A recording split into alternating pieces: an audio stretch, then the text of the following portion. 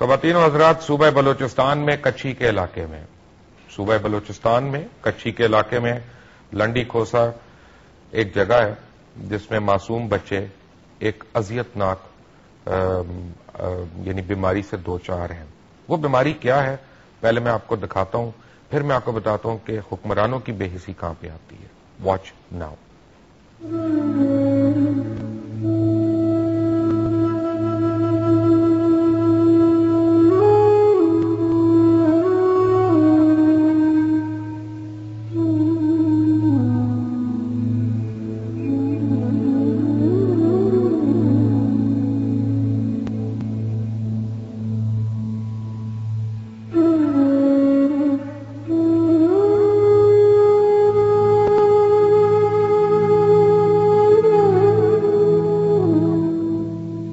یہ کسی ڈراؤنے فلم کے کردار نہیں بلکہ بلوچستان کے کچھی کے علاقے لنڈی کھوسا کے معصوم بچے ہیں جو جلدی بیماری سے اذیت ناک صورتحال سے دوچار ہیں۔ علاقے کے مکی منظور احمد اس صورتحال سے پریشان ہیں کیونکہ اس کے دو بیٹے بھی اس بیماری کا شکار ہو کر انتقال کر چکے ہیں۔ میں نے وزارت صحت سن 1993 میں وزارت صحت کو بھی لکھا خود لیٹر ایک،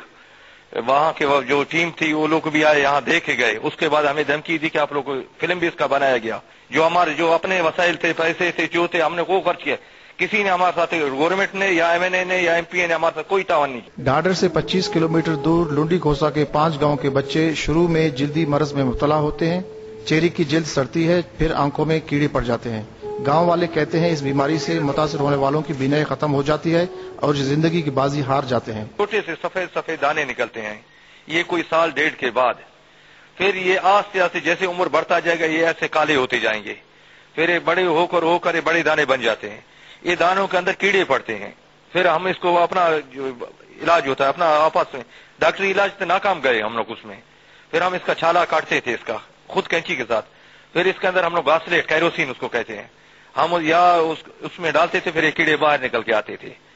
پھر کیڑوں کی وجہ سے لوگ تھوڑا سکون آ جاتا تھا۔ بچوں کی طرح ان کے رشتہ دار اور گاؤں کے تمام لوگ اس اذیت سے دوچار ہیں۔ گزشتہ کئی سالوں کے دوران جلد کی اس بیماری کی باعث درجنوں بچے زندگی کی بازی ہار چکے ہیں۔